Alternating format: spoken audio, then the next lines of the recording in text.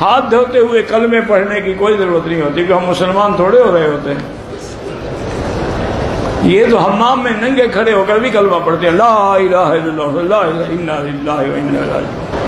یہ کہتی ہے ہماری فیملی میں ایسا ہوتا ہے کہ جب کپڑوں کو کھنگالتے ہیں، نکالتے ہیں پانی سے، تو کلمہ پڑھتے جاتے ہیں تاکہ یہ پاک ہو جائیں. کیا حکم شرع ہوگا؟ اللہ تعالی ہماری ایسی بہنوں پر بہرحال رحمت نازل فرمائے کہ جنہوں نے ایک نیا دین اپنے گھر میں وضع کر لیا اور انہوں نے اصل دین کو سیکھنے کی کبھی زحمت گوارا نہ کی.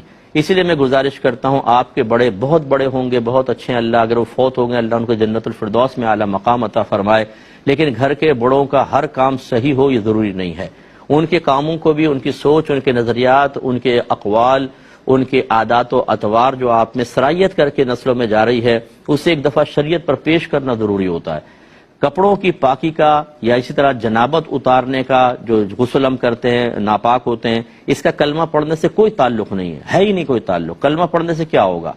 پانی بہانے سے ہے. اگر کپڑوں میں نجاست ہے تو اتنا پانی بہائیں کہ وہ پانی اس نجاست کو اپنے ساتھ بہا کر لے جائے. جب یہ ہوگا تو کپڑا پاک ہوگا. اب آپ نے وہ شرعی تقاضا پورا نہیں کیا اور کلمہ پڑھ رہے ہیں اس کے اندر، تو کوئی فائدہ نہیں، وہ ناپاک ہی رہے گا. اور اگر پاک ہو گیا، کلمہ نہ پڑھیں، اب کلمہ پڑھنے کی حاجت نہیں، کپڑا پاک ہو گیا. اور ناپاک کپڑوں کو پاک کرتے ہوئے کلمہ پڑھنا یہ تو ویسے ہی مطلب ہے کہ مناسب نہیں ہے. گندی چیزوں کے اوپر ایسے آپ پڑھ رہے ہیں تو یہ اس کی کوئی حاجت نہیں ہے. صرف صحیح طریقہ سیکھنے کی ضرورت ہے، اور وہ صحیح طریقہ ہم سیکھتے نہیں ہیں. سارے پاک ناپاک کپڑے واشنگ مشین میں ڈال دیتے ہیں، وہ ہے قلیل تھوڑا پانی. جیسی کپڑے اس میں ڈالتے ہیں، نجاست جیسی پانی سے ملتی ہے سارے ناپاک. آپ نے باہر نکال کے نئے کپڑے اسی پانی میں ڈال کے، تھوڑا اور پانی اور پاؤڈر ڈالا اسی میں ڈال دیا، وہ سارے بھی ناپاک. اب ان کے اندر آپ ان کو نچوڑ کر ایک ٹب میں پانی لے کر انہیں ڈالتی ہیں کپڑوں کو جھاگ نکالنے کے لیے، صابن نکالنے کے لیے. جیسے ٹب کے پانی سے یہ ناپاک سوٹ ملے گا، وہ سارا ناپاک. خوب اچھی طرح گھما کے ایک کپڑا، دوسرا کپڑا، تیسرا کپڑا، پھر اس کو بہا دیا، نیا پانی لیا، ایک دفعہ اور نکالنے لگی، یہ سارے ناپاک. پھر جیسے ملیں گے سب ناپاک. اب آپ کلمے پڑھے جا رہی ہیں، کپڑے ناپاک ہیں آخر تک ناپاک. اور پھر اس کو آپ نے رسی پہ ڈال دیا، رسی ناپاک. پھر آپ نے استری کر کے شوہر کو جمعہ پڑھنے، نمازیں پڑھنے کے لیے سوٹ دیا، وہ ناپاک، اس کی نمازیں برباد. تو ایک عورت جو مسئلے نہیں سیکھتی ہے وہ پورے گھر کو تباہ و برباد کر دیتی ہے. اور بڑی معذرت کے ساتھ میں بات عرض کرتا ہوں کہ ہمارا دیندار طبقہ بھی اس سے غافل ہے.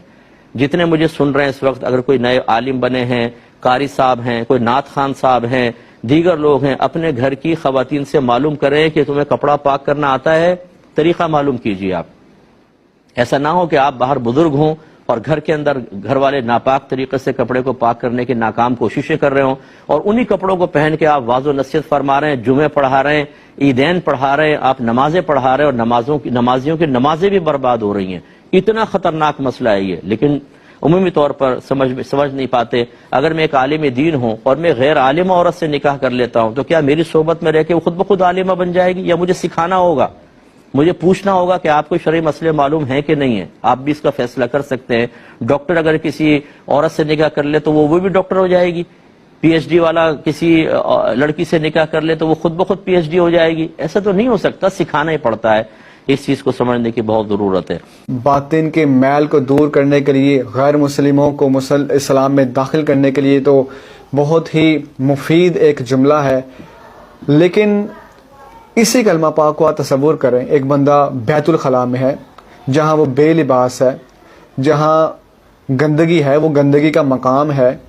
آپ خود سے سوال کریں کہ مقام گندگی میں جب انسان بے لباس ہو، کیا خیال ہے کہ کلمہ پاک پڑھنا کیا درست ہوگا یا نہیں؟ آپ اپنے ضمیر سے پوچھیں، تھوڑا سا غور کریں گے تو آپ کا ضمیر آپ کو یہ جواب دے گا یہ قطعاً غیر مناسب ہے، یہ جائز نہیں ہونا چاہیے.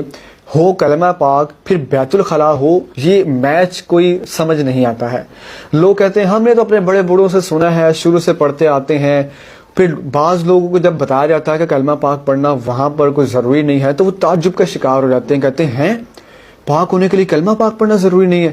ہم نے تو زندگی میں پہلی بار یہ مسئلہ سنا ہے. ہم تو شروع سے پڑھتے آ رہے ہیں، ہمیں تو شروع سے یہی بتایا جاتا ہے.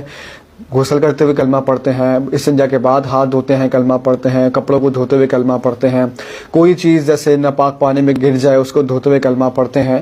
تو بات یہ ہے کہ سوال یہ نہیں کہ شروع سے خاندان والے کیا کیا کہتے چلے آ رہے ہیں. سوال یہ ہے کہ قرآن و حدیث نے کیا کہا ہے. یہ کوئی دلیل نہیں کہ ہمارے بڑے برے جناب ہم نے تو شروع سے ہی بات سنی ہے.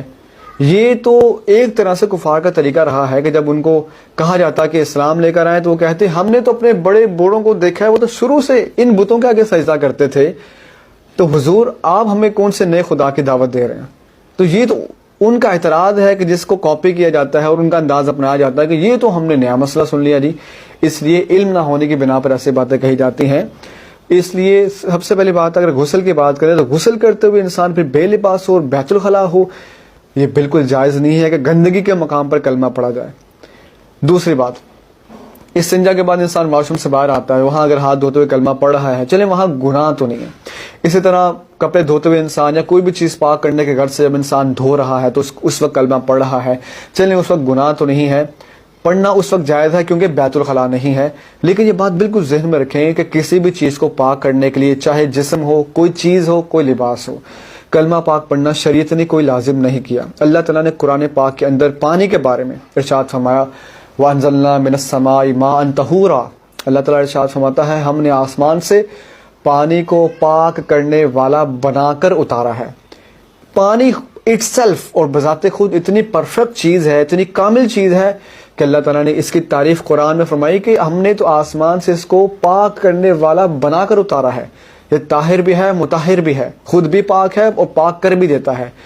جہاں جہاں سے پانی بہتا چلا جاتا ہے وہاں وہاں سے انسان پاک و صاف ہوتا چلا جاتا ہے. ہاتھ پاک ہو جاتے ہیں, کپڑے پاک ہو جاتے ہیں, چیزیں پاک ہو جاتی ہیں. تو جب خود اللہ تعالیٰ نے پانی کو اٹسیلف پاک کرنے والا بنا دیا ہے تو اس کے لیے پاک کرنے کے لیے کلمہ پاک کا پڑھنا شریعت میں نہیں ہے, نہ ہی اس کو لازم کیا گیا ہے. البتہ اگر کوئی بیت الخلاء میں نہ ہو باہر پڑھتا ہے جائز تو ہے, لیکن یہ عقیدہ اور ایک یہ نظریہ بنا لینا کہ شاید اگر نہ پڑھیں گے تو چیز پاک نہیں ہوگی, یہ بالکل غلط ہے. اور بیت الخلاء میں پڑھنے کی بالکل اجازت نہیں ہے, وہاں گناہ ہے کیونکہ وہ مقام گندگی ہے. ہاتھ پاک کرنے کے لیے 3 کلمے پڑھنا. جب ہم قضاء حاجت کے لیے واش روم جاتے ہیں تو ہمارے ہاتھ ناپاک ہو جاتے ہیں, کیا انہیں پاک کرنے کے لیے ہمیں پہلے 3 کلمے پڑھنے چاہیے؟ اس طرح غسل میں بھی ہمیں پاک ہونے کے لیے کیا پہلے 3 کلمے پڑھنے چاہیے؟ کیا یہ بات صحیح ہے؟ محسن صاحب سرگودا سے, یہ بالکل غلط بات ہے.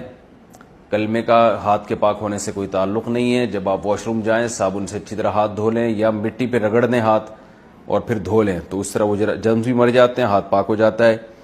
تو بس اتنا کافی ہے, یہ کلمے کا یہاں موقع نہیں ہے.